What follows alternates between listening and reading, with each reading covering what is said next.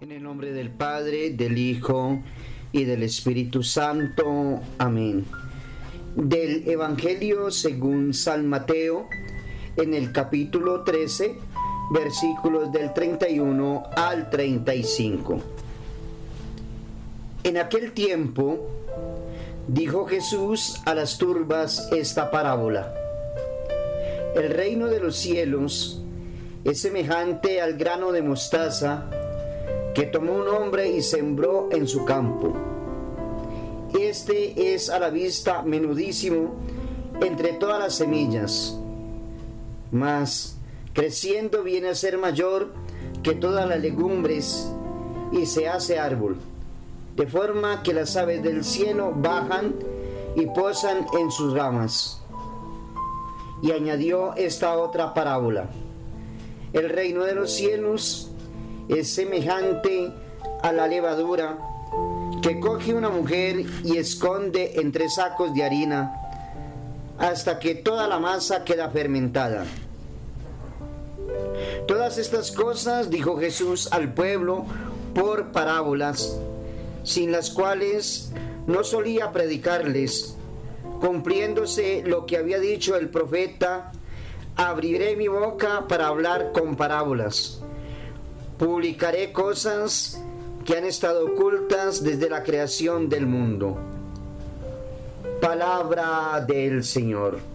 Gloria a ti, Señor Jesús.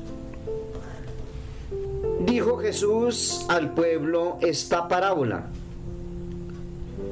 Con semejanza de cosas triviales y caseras, declara hoy el Salvador misterios altísimos, el establecimiento de la Iglesia, la rápida dilatación del Evangelio y el vuelo que toma la gracia en el corazón cuando de él se apodera.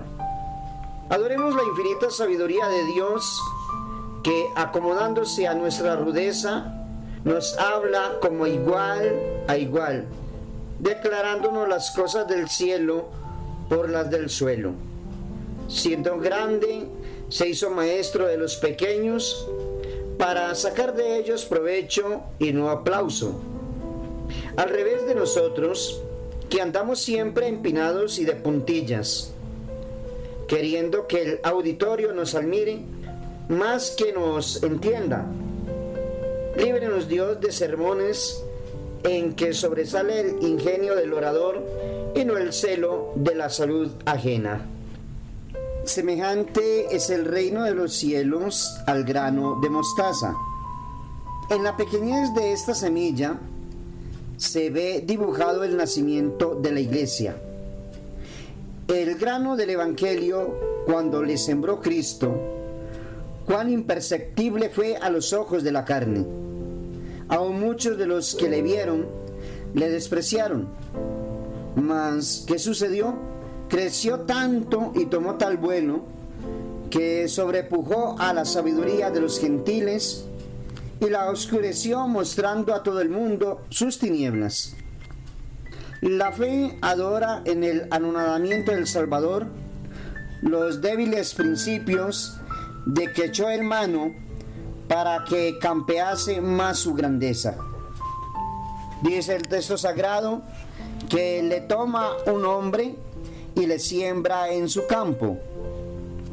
Este grano siembra en sí mismo el que nunca pierde de vista su pequeñez, el que en todo se humilla, el que abriga en su alma las inspiraciones del cielo, el que muele, digámoslo así, y deshace su corazón con la penitencia, el que se trata como muerto a la carne y al mundo, el cual es la más menuda de todas las semillas, que es ver la doctrina de Cristo despreciada de las pasiones y hollada por la corrupción del mundo, podrida, digámoslo así, y anonadada en este mismo campo donde la sembró Cristo.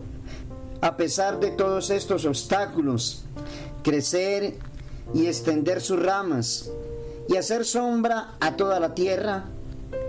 En nosotros se cumple la fecundidad de esta semilla, De la sombra de este árbol se aprovechan los que con la vida de la fe templan los fuegos de sus pasiones.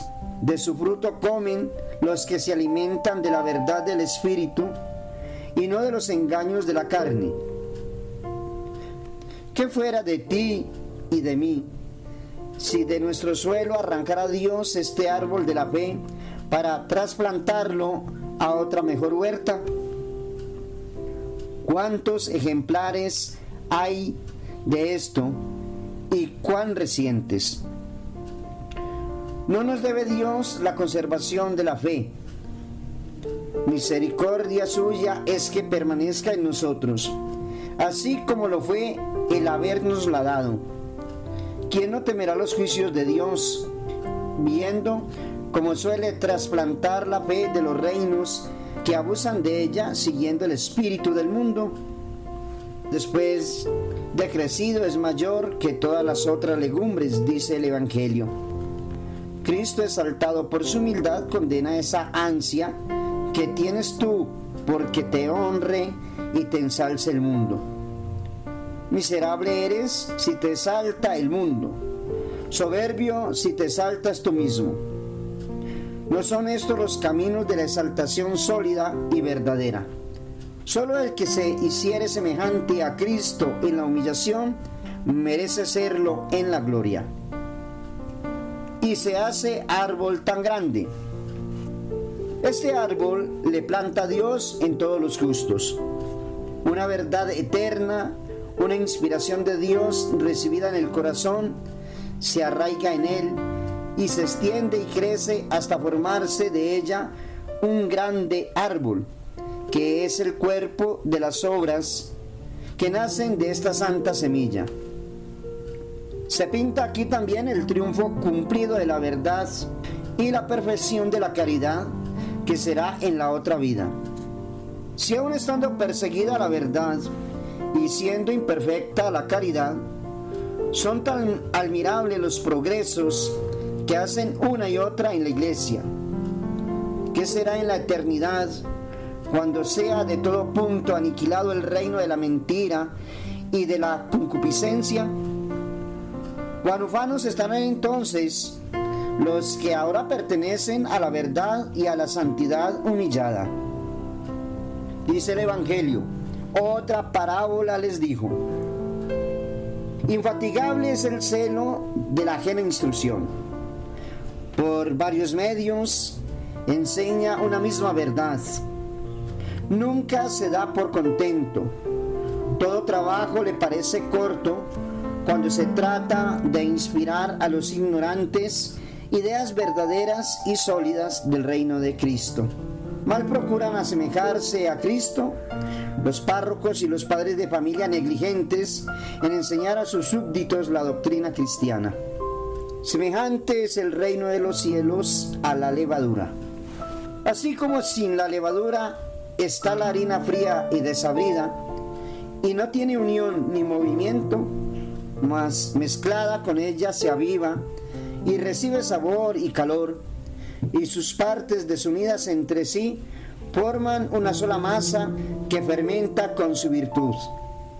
Así el corazón, que sin la caridad es frío y muerto para todo lo bueno, penetrado de este calor se enciende, se aviva y cobra nuevo espíritu, y por él y en él se une con los demás para formar con ellos un cuerpo, o digamos un solo pan digno de la mesa de Cristo. Esta levadura trajo el Salvador a la tierra, la infundió en los pechos helados de sus discípulos, y por medio de ellos la comunicó a los judíos y a los gentiles de que había de componerse la nueva iglesia. Sin esta levadura evangélica, ¿qué somos? ¿Dónde está en nosotros el fuego de la caridad, la vida de la fe, la unión fraternal y la concordia? En la harina de nuestra miseria no haya la gracia sino desabrimiento, sequedad, amargura de corazón, propensión a todo lo malo. 1000 leguas anda siempre de nosotros el conocimiento saludable de la verdad y más el deseo de vivir según ella. No tenemos ánimo para sufrir nada de nadie. Todo nos parece mal en nuestro vecino. Aún de sus virtudes tenemos que murmurar. ¿En qué precipicios no nos despeñaría esta corrupción nuestra, si no la ahuyentara de nuestros pechos la levadura de Cristo? Mas aún esta levadura no perfecciona aquí en nosotros su obra. Mientras vivimos en la carne mortal, quedan en nuestra alma 1000 escondrijos, por decirlo así, insípidos, a donde no dejamos que penetre su gran virtud. Y aquí nace esta muchedumbre de caídas diarias que nos tienen lejos de la perfección. La muerte santa dará lugar en nosotros a la eficacia de esta levadura. Entonces, llena el alma de Dios y penetrada de la virtud de su Espíritu, quedará sin rastro de tinieblas, ni de dolencia, ni de flaqueza, ni de corrupción. Oh dichoso día, podríamos decir, ¿cuándo vendrás? Mucho tardas, y entre tanto crece mi ruindad. No hago sino resistir a la virtud de Cristo y no dar acogida a su levadura. Queremos, amados hermanos y hermanas, sino rogar a Dios que establezca en nosotros ahora el reino de su Espíritu, pues solo se apoderará en la muerte de los corazones que estuviesen ya en su posesión. Todo esto habló Jesús al pueblo en parábolas, escondiendo el Señor verdades grandes en semejanzas humildes. Confunde la soberbia de los sabios que no hacen caso de la verdad, si no está adornada con la elocuencia del siglo. No es para los predicadores evangélicos la elocuencia que deja oscura la verdad, por no acomodarse a la rudeza de los pequeñitos. Con cuántos sermones de estos estériles serán afrentados en el juicio de Dios muchos que se dan ahora por premiados con el aplauso del pueblo. Sin parábolas no les hablaba. Se acomodaba a la ignorancia nuestro divino Salvador, se acomodaba a la ignorancia de los flacos, el que por ellos tomó su naturaleza. La vida de Cristo en todo respira caridad y deseo de nuestro bien. ¿Qué predicador, por sabio que sea, tendrá por cosa de menos valor el asemejarse en esto al que es sabiduría del Padre? Dice el Evangelio: para que se cumpliese lo que dijo el profeta, abriré la boca para hablar parábolas. Se nos representa aquí el Salvador como blanco del Antiguo Testamento, su reino nacido y establecido con el mundo y la formación del cuerpo de sus escogidos, proyectada por él antes de los tiempos en el seno del Padre.